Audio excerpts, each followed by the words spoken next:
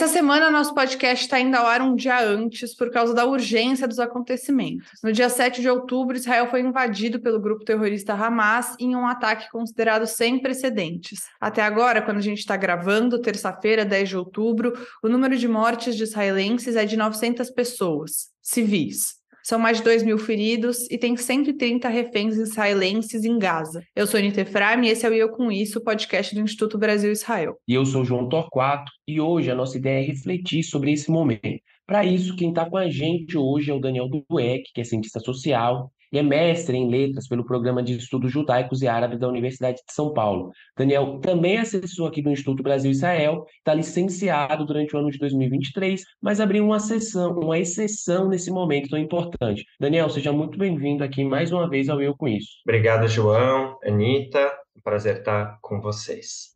Dani, infelizmente, a gente acaba também sendo muito pautado pelas redes sociais, que é onde a gente vê as reações das pessoas, né? Falando aqui do Brasil. E a gente tem visto bastante nas redes as pessoas falando, vou colocar aqui entre aspas, né? Que Israel poderia ter passado por isso por causa da ocupação nos territórios da Cisjordânia, por causa desse cerco que existe a Gaza, quase que justificando que Israel tenha sido alvo de civis, que crianças tenham sido atacadas e sequestradas, que mulheres tenham sido levadas para dentro de Gaza. Queria ouvir um pouco você sobre isso, sobre essa postura que algumas pessoas estão tendo de justificar um atentado terrorista, de minimizar o que foi feito pelo Hamas.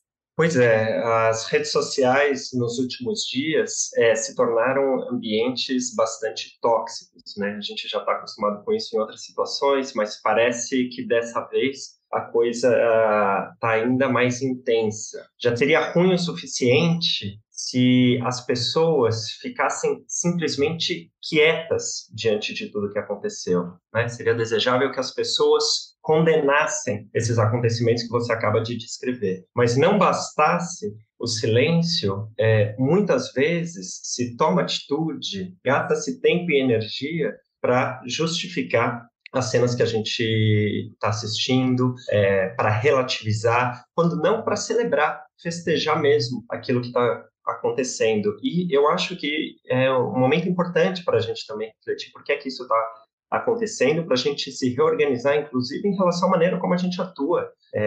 Você, Anita, você, João, eu também, estamos na linha de frente, muitas vezes, no diálogo com a sociedade brasileira, e acho que é o momento da gente pensar o que é que está funcionando, o que é que não está funcionando. Mas para a gente tentar pensar um pouquinho mais sobre esse processo, eu acho que é evidente, que é inegável, né? É inegável, como você falou, que existe uma situação de ocupação de Gaza, da Cisjordânia, existe restrição de direitos de palestinos, existe uma situação em si insustentável que em algum momento explodiria. Existe uma situação que já vem deixando as pessoas agoniadas e que no momento em que explode, um êxtase é esperado. Alguns analistas têm chamado a atenção para o fato de que as cenas que a gente está assistindo, para além dessas que você descreveu, Anita, essas cenas horrorosas, que algumas das cenas, elas de fato se assemelham com cenas de libertação nacional.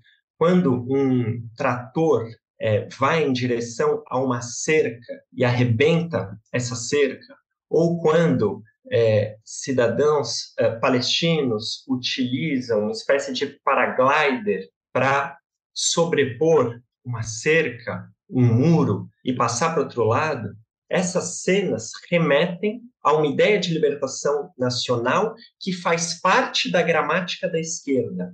A esquerda, os setores progressistas, que normalmente se associam com esses movimentos de libertação, historicamente, movimentos decoloniais, em lugares próximos, inclusive, daquela região, no próprio Oriente Médio, na África, na América, associam imediatamente aquilo que eles estão vendo com outras histórias já conhecidas.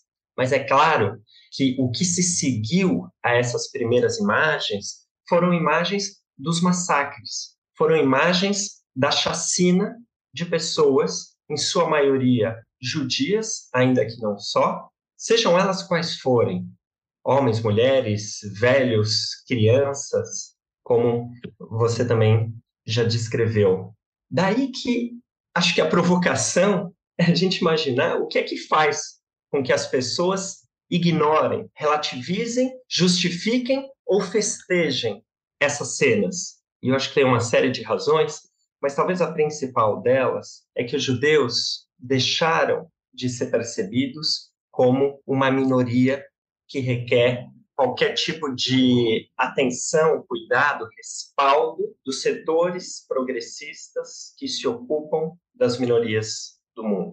Judeus são percebidos como uma minoria privilegiada, embranquecida, socioeconomicamente resolvida.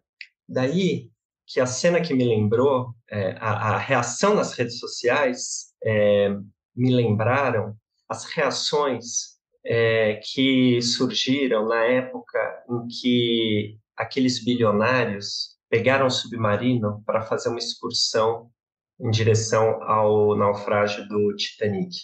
Vocês certamente vão se lembrar.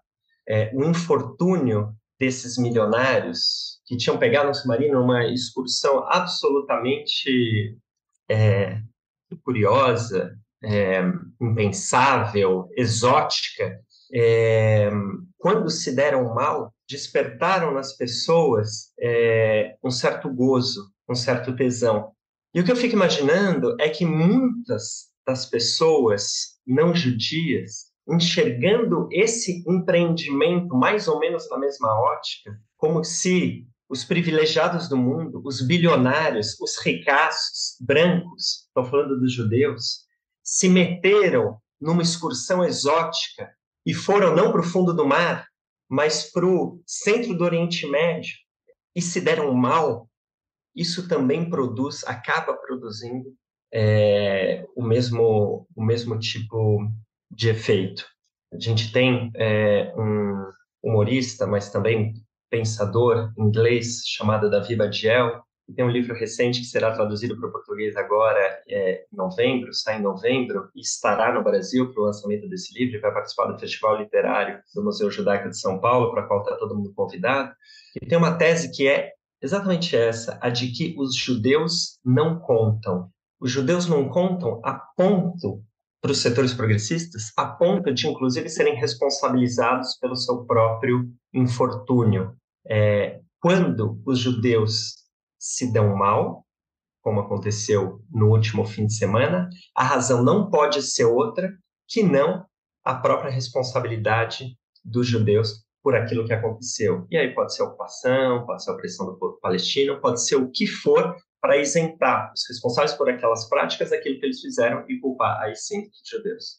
Esse paralelo que você faz, Daniel, desse sentimento, né, que algumas pessoas têm em relação ao que aconteceu lá no caso do submarino, né, da Ocean Gate, é uma perspectiva que é real e existe, assim, né? E muitas pessoas que não têm contato em relação com o tema, que está, às vezes, dentro desse campo progressista aí, né, que contempla várias linhas de pensamento, e não tem esse contato e, às vezes, legitima a partir dessa perspectiva, né, de pessoas privilegiadas que estão ali ocupando um território e essa sensação e é uma questão mesmo de revolucionária ali, né, sendo que, enfim, tinha trabalhadores nepaleses, tailandeses, etc. Enfim, e aí a pergunta que eu queria te fazer é a seguinte: a gente vê muitos judeus perguntando isso. Onde estão os meus amigos não judeus agora? Será que se fosse um massacre, aqui, sem querer fazer nenhum tipo de comparação em termos de qual minoria ali se prejudicaria mais, mas se fosse um massacre contra pessoas LGBTQIA+, ou contra a população negra, isso seria tratado da mesma forma? O que você acha desses paralelos entre esses outros grupos minoritários, né, que infelizmente também sofrem perseguições, assim como a população judaica ao redor do mundo sofre? Certamente não seria tratado da mesma forma, principalmente porque tornou-se muito difícil em alguns círculos se posicionar favoravelmente a Israel ou mesmo aos judeus quando acontece qualquer tragédia do tipo. pode ser um tiroteio numa sinagoga dos Estados Unidos, para citar um caso recente, pode ser o assassinato de meus judeus, o maior número desde o nazismo num único dia, como aconteceu agora no fim de semana. Daí que muitos analistas, pensadores sobre essas questões contemporâneas também têm identificado que a associação com algumas pautas, ela pode ter a ver com uma certa performance nas redes sociais, ou mesmo um certo pertencimento ao grupo, que faz com que você não desafie certas crenças que estão ali estabelecidas, ali naquele grupo.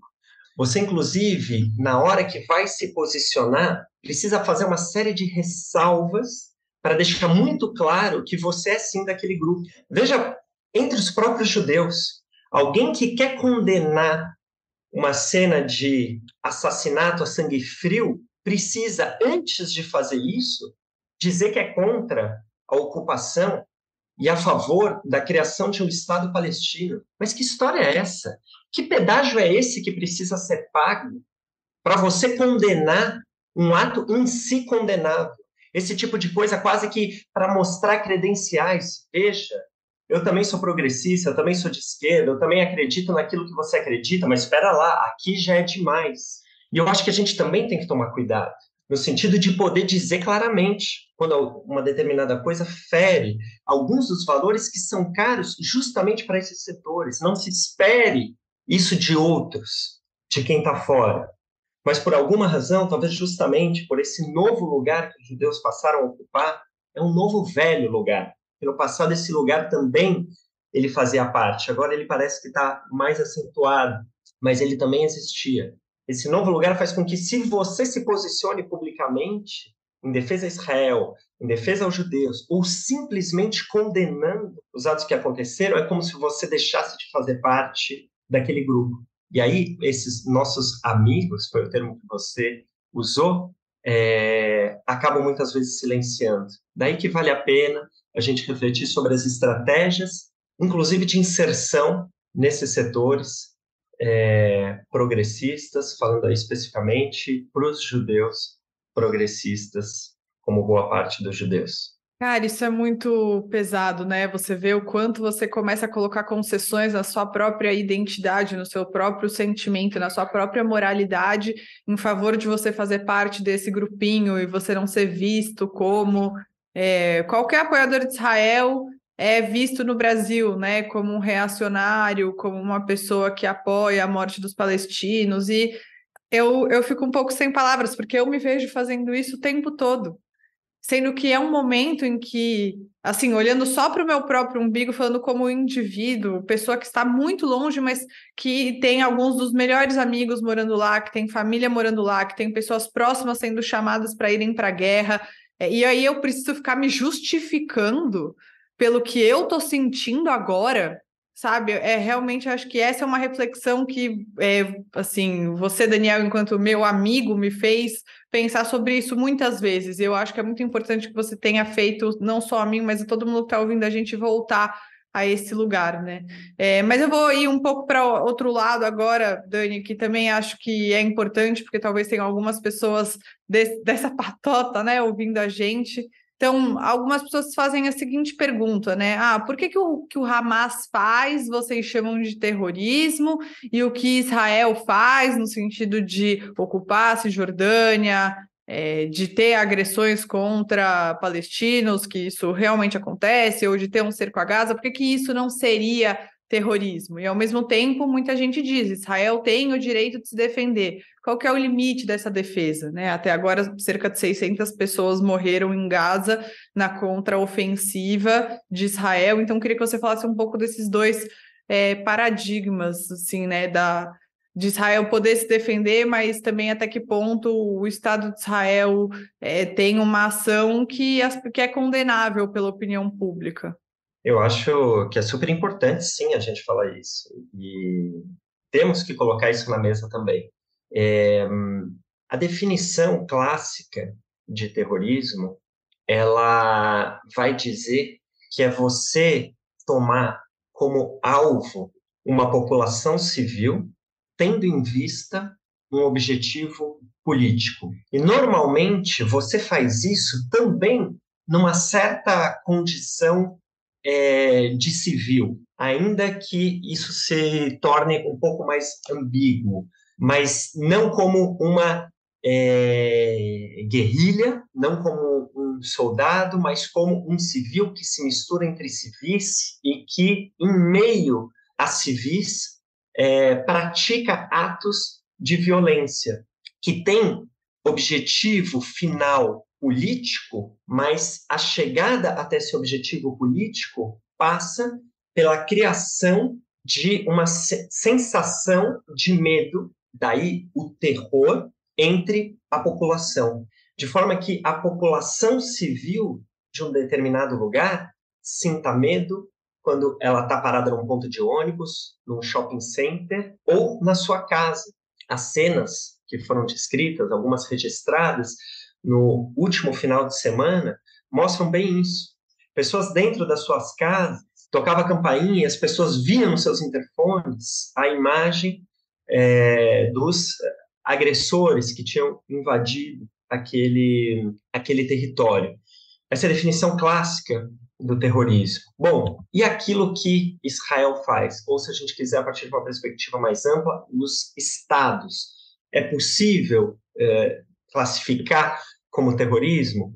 E existem pessoas que vão dizer que há um terrorismo de Estado. Mas é claro que no caso de Israel, no caso de outros estados, essas entidades estão sujeitas a outros tipos de processos em relação às suas próprias ações, além de objetivos que podem causar danos, mortes, massacres em relação a civis, da mesma forma que o terrorismo convencional, mas supostamente essas ações não são a própria finalidade. Quando acontecem, elas acontecem inadvertidamente e devem, em seguida, ser julgadas pelos tribunais locais e, eventualmente, pelos tribunais internacionais.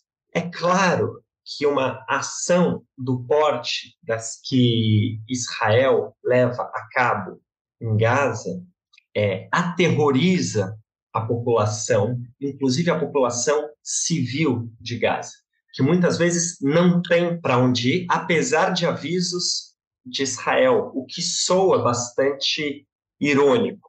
E eu acho que está tudo bem a gente condenar as duas coisas. Ainda que numa situação como a que a gente está vivendo, proliferem esses discursos dicotômicos, excludentes, a gente não precisa se associar a um lado em detrimento do outro. A gente pode condenar ações excessivas de cada um dos lados e estar em paz com isso. Na verdade, não há outra forma de ser progressista, se a gente quiser ainda dialogar com esse campo, se não essa. Dani, a paz e, enfim, entender que dos dois lados, né, é uma situação muito complexa. Eu ver cena de, enfim, mães chorando com criança no colo, e, enfim, não remeter, inclusive, ao movimento Mães de Maio aqui no Brasil, assim, dos dois lados, sabe? São cenas muito pesadas. E uma questão que a Anitta falou antes de entrar na pergunta, às vezes esse medo nem de tomar, às vezes, uma posição dicotômica, mas às vezes uma posição pela paz, contra a guerra, né? E porque Israel ali é uma coisa que está muito perto. A Anitta falou, tem familiares, tem amigos muito queridos que estão lá. E aí eu queria entrar na pergunta, né? Que tem muitas pessoas que criticam muito Israel, não só pela ocupação que Israel exerce em territórios palestinos, mas pela própria existência de um Estado judeu naquela região, né? A gente vê, inclusive, é muito comum aqueles mapas lá, que, enfim, a distorção histórica, mas como se fosse a evolução, né, de 47, 48 até os dias atuais. E aí, em que ponto essa negação da existência, né, da autodeterminação do povo judeu e de ter um Estado naquela região, e aí, em que ponto essas críticas viram antissemitismo? Antes do Dani responder, eu queria falar uma coisa aqui sobre esse mapa que você muito bem lembrou, João, que, poxa, gente, tem uma desonestidade intelectual envolvida nisso que eu acho que eu não queria deixar passar, porque o Instituto Brasil-Israel é a favor da solução de 2 estados para 2 povos, é a favor da criação de um Estado palestino. Tenho certeza que nós 3, pessoalmente, também somos. Mas você dizer que antes de Israel ser institucionalizado como um Estado, existia uma Palestina enquanto Estado palestino, é uma grande falácia, é uma grande mentira. Aquilo era um mandato britânico, não tinha Estado palestino, e o nome Palestina sequer queria dizer exatamente o que ele representa hoje. Então, um pouco mais de noção antes de sair compartilhando coisas nas redes sociais, sabe? Porque não é como se o Estado de Israel tivesse substituído um Estado palestino. O Estado palestino efetivamente nunca tinha sido institucionalizado aí. Então, desculpa, Dani, só antes de você falar, eu queria colocar isso, porque eu vi muito esse mapa rodando ontem, mas não tenho estômago para ficar respondendo comentário em rede social, não. Eu acho que é bem por aí. A própria existência do Estado de Israel, ela é questionada. E é por isso até que as pessoas se sentem à vontade para celebrar aquilo que elas estão assistindo pela TV, como o que parece ser a decolonização daquele território. Eu gosto sempre de pensar nas ambiguidades desses processos. O sionismo e a constituição do Estado de Israel me parecem ser as duas coisas ao mesmo tempo. Por um lado, sim, como esses críticos estão dizendo, um movimento com aspectos coloniais.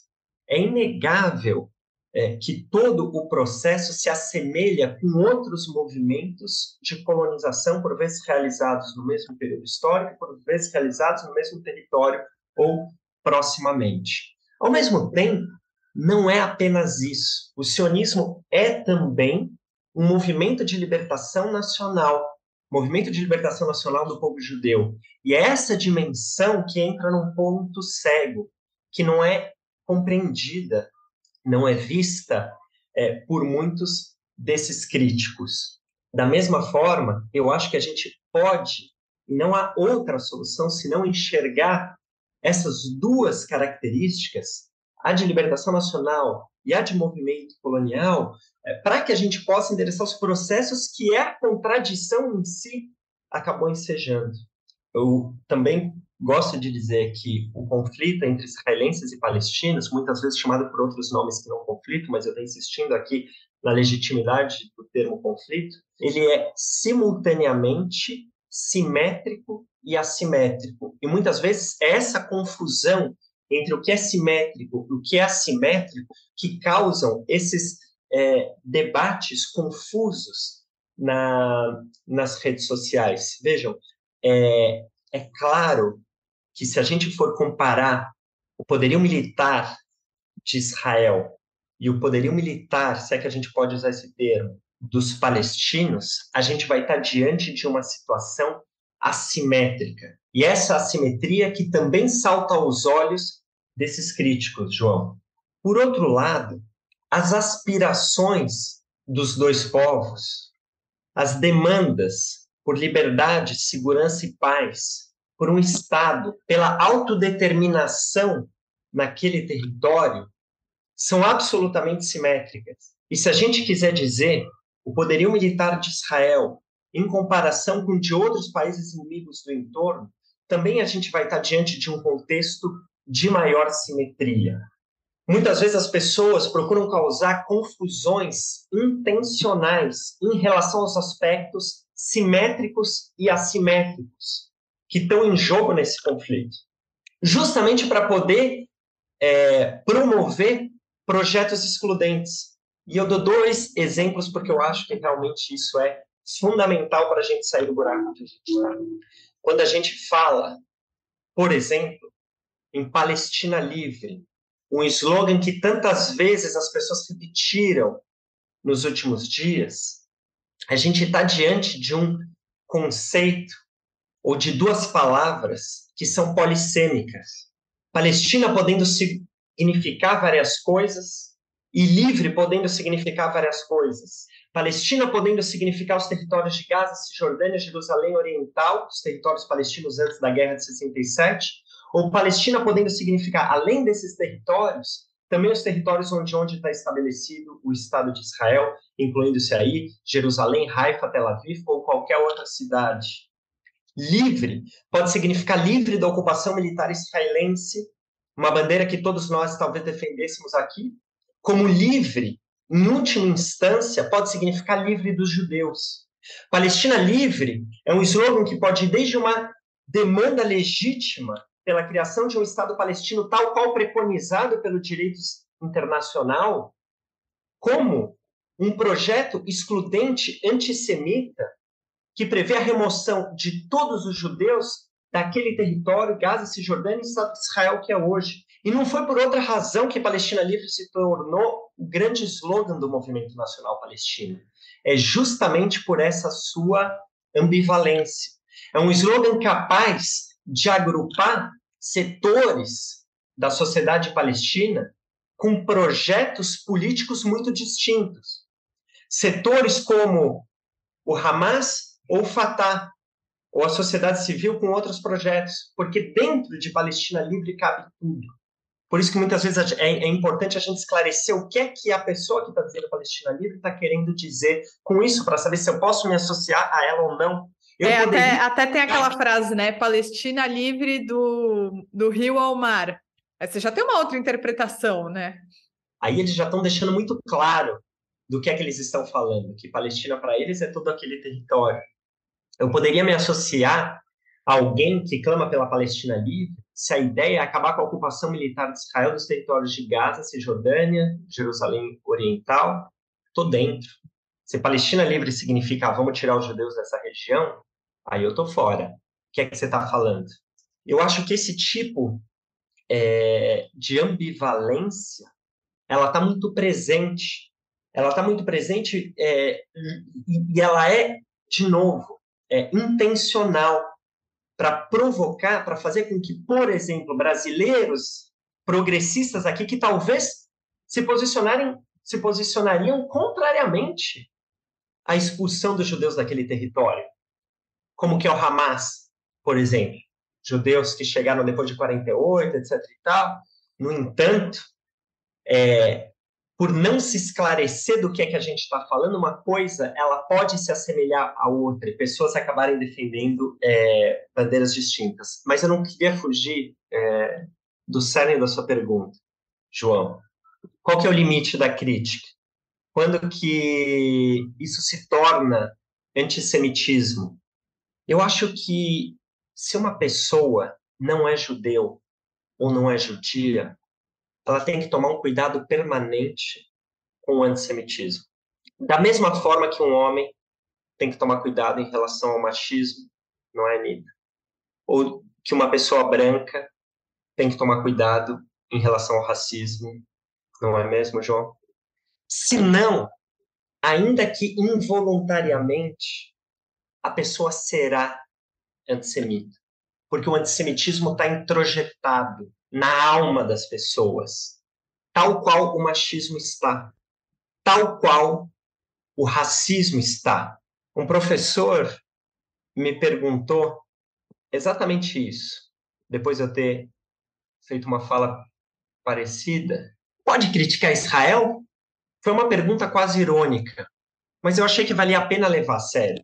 E o que eu disse para ele, e digo para vocês, e digo para todos aqueles que estão ouvindo a gente, é que não tem como eu te responder isso. Eu passo a pergunta para você. Eu não sei, pode? Será que pode? Eu não sei por que ele pensou na crítica a Israel quando eu falei de antissemitismo. Mas já que ele pensou, e já que você trouxe essa questão, eu acho importante que quem faça a reflexão em relação ao caráter antissemita da crítica seja justamente aquela pessoa que está fazendo a crítica. O antissemitismo, tal qual o machismo, tal qual o racismo, também precisa se racionalizar para se legitimar. Ninguém é machista, racista ou antissemita porque quer, ou pouquíssimas pessoas são. Ninguém admite ser a priori machista, racista ou antissemita. O machismo, o racismo e o antissemitismo passam por um processo de machismo, o racismo e o antissemitismo passam por um processo de racionalização para poder ser verbalizado. No caso do racismo, se a gente quiser, a meritocracia, por exemplo. No caso do antissemitismo, se a gente quiser, a crítica a Israel.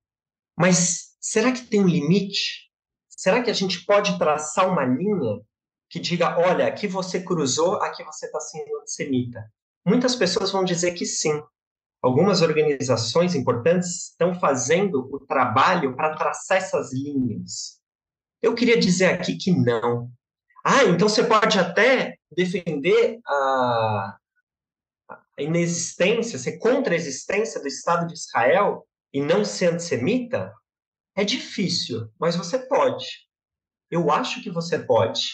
Inclusive, eu lembraria que os primeiros antisionistas, contrários à existência de um Estado judeu, foram os judeus religiosos, os judeus ortodoxos, os judeus comunistas que não acreditavam em Estados nacionais, ou os judeus ortodoxos e religiosos que achavam que o Estado só seria criado, não nos modos modernos, o reino, mas com a vinda do Messias.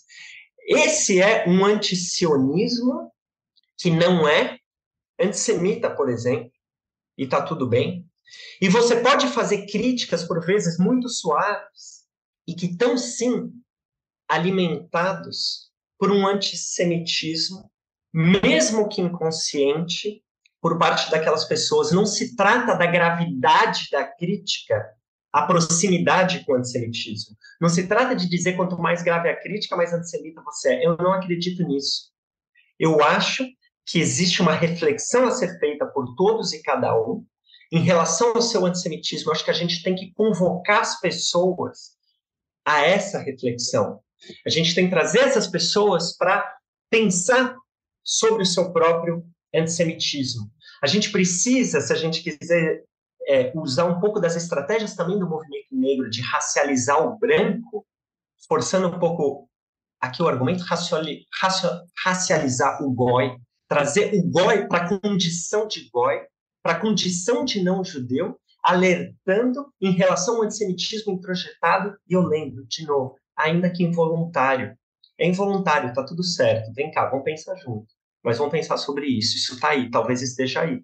Então, será que essa sua crítica a Israel, ela está alimentada por isso? Se não tiver, vai em frente. É importante. Vem se somar a nós na crítica que a gente também faz. Ou então faz uma crítica diferente, uma crítica que a gente não faz. Tá tudo bem. Mas se você tiver dúvida, se você não estiver seguro, se você estiver desconfiado de que talvez está gozando com a morte de judeu por algum motivo que você não sabe bem e está encontrando um motivo racional para poder expressar isso, segura a tua onda. Talvez essa crítica seja assim antissemitismo. Esse recado é bem importante. E, Dani, acho que tem um outro tema que eu também acho muito complexo, que é o Hamas.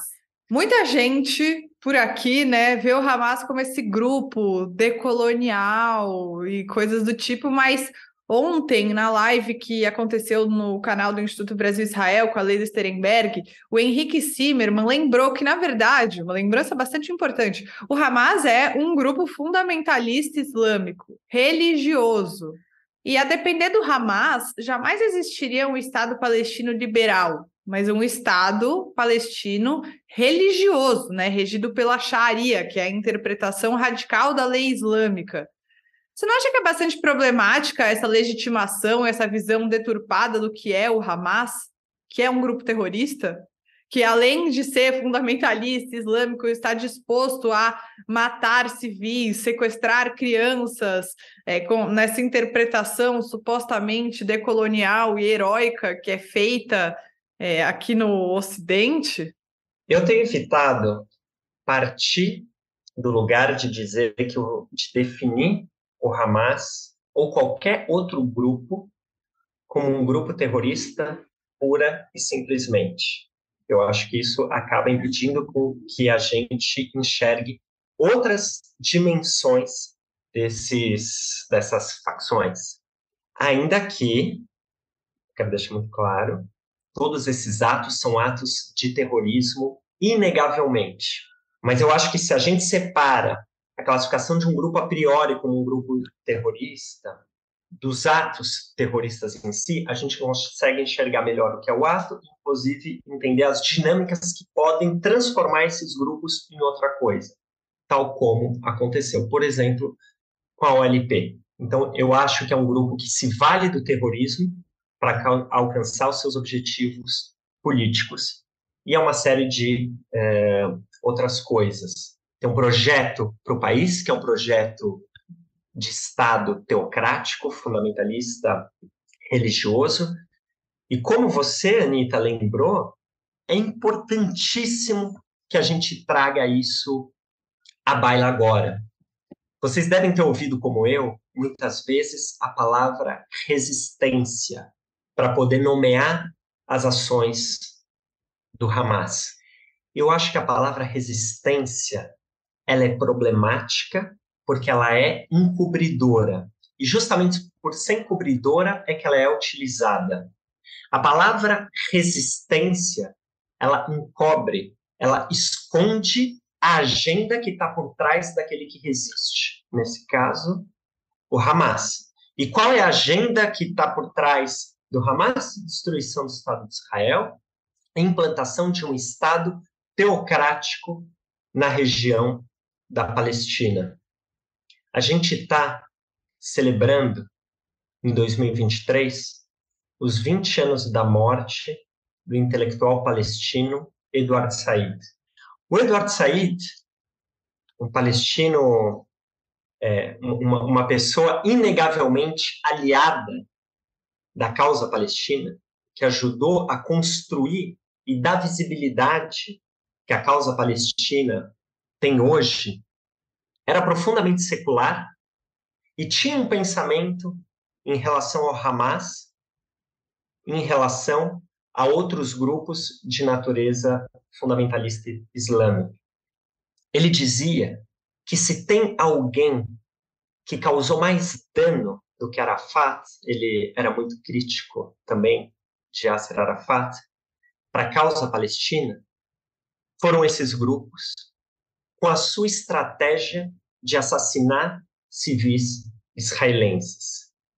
Ele dizia que o assassinato de civis israelenses confirmava um preconceito ocidental de que os palestinos são bárbaros. Em outra ocasião, quando perguntaram para ele se a causa palestina que lhes era comum não poderia associá-los, pelo menos em alguns momentos, ele dizia que isso era impossível, esse pacto de conveniência, porque ele era secular.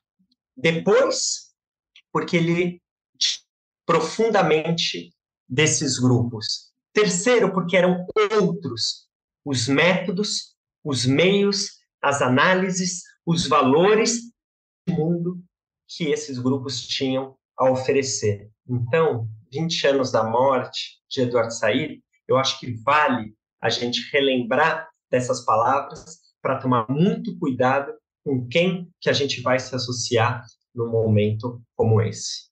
É isso, Dani. E caminhando aqui para a última pergunta, né, nessa linha que você falou, como que nesse momento tão delicado é possível se posicionar diante dessa situação e se dá para construir pontes, né, em meio a tanta destruição, tanto caos, tanta violência, é possível construir laços e não diria sair fortalecido, porque é uma guerra, pessoas morrem dos dois lados, cenas brutais, chocantes, mas quais as perspectivas, né, diante de toda essa situação? Não há outro jeito. Na verdade, o que a gente precisa é saber que alguns valores são inegociáveis. E é nessa perspectiva do respeito aos direitos humanos e da capacidade de manter o discernimento, mesmo numa situação de violência extrema, que a gente pode se sustentar de alguma maneira em relação àquilo que a gente acredita. Eu tenho pensado que os próximos dias eles serão bastante difíceis. A situação ela ainda vai piorar muito. Agora, pode ser que no médio prazo a gente se surpreenda, ou não tanto, com algum tipo de acordo. Se tem algum lado bom nisso tudo, com toda a dor em relação àquilo que aconteceu, é que também parece ter ficado claro que a situação da maneira como ela estava é insustentável.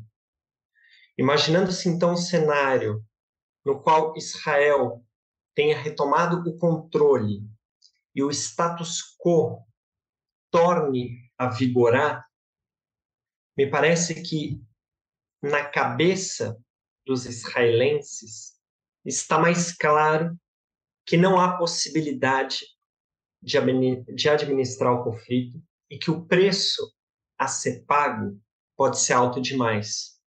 Da mesma forma, na cabeça dos palestinos, depois de uma ação dessa magnitude, se nem mesmo assim eles saírem melhor do que eles estavam quando eles entraram, se o status quo de fato voltar a vigorar, pode ser também que se entenda que Israel está lá para ficar.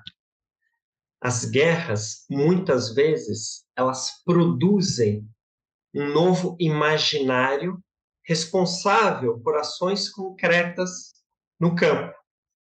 A Guerra de Yom Kippur, em 1973, por exemplo, acabou levando ao acordo de paz com o Egito em 78, 79, poucos anos depois.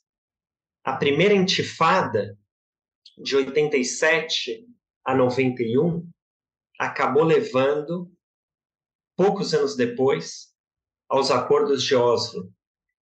Por mais que a paz com o Egito seja uma paz fria, que os acordos de Oslo não tenham se efetivado da maneira como se imaginava no momento da sua assinatura, eles trouxeram avanços na vida de israelenses e palestinos. Talvez tenha ficado claro para a sociedade israelense, principalmente, que é necessário fazer um acordo de paz, e também para a sociedade palestina, que Israel não vai sair da onde está. Quero crer e vou trabalhar da forma como eu puder para que, em pouco tempo, a gente tenha uma situação que permita um acordo de paz, entendendo que são dois povos que merecem os mesmos direitos. Isso, Dani, eu acho que com isso você fechou assim bem o programa, dando uma perspectiva que é isso, em meio ao caos, em meio a tanta destruição, que historicamente, né, situações parecidas aí culminaram em acordos e não só com os palestinos, mas com outros países da região. E esperamos que o conflito chegue ao fim, e que daí saia alguma coisa que leve a paz para ambos os lados. E mais uma vez, muito obrigado aqui pela participação. E sabe que o podcast aqui está sempre de portas abertas para você, né? Eu aqui agradeço, é um prazer falar com vocês. Espero que das próximas vezes com assuntos melhores. Então, a gente conversou hoje com Daniel Dweck, que é cientista social, mestre em letras pelo Programa de Estudos Judaicos e Árabes da USP, e é também assessor aqui do Instituto Brasil-Israel, licenciado durante esse ano de 2023, mas que abriu uma exceção nesse momento tão importante para conversar com a gente. Dani, obrigada mais uma vez. Dani, muito obrigado pela sua participação aqui no podcast. E se você quiser mandar uma mensagem para a gente, é só escrever para eucomisso@institutobrasilisrael.org. O Eu Com Isso está em diversas plataformas de áudio, como Spotify, Orelo, Apple Podcasts, Google Podcasts e também no canal do YouTube do Instituto Brasil Israel. E não esquece de seguir o IB nas redes sociais. Até quarta-feira que vem.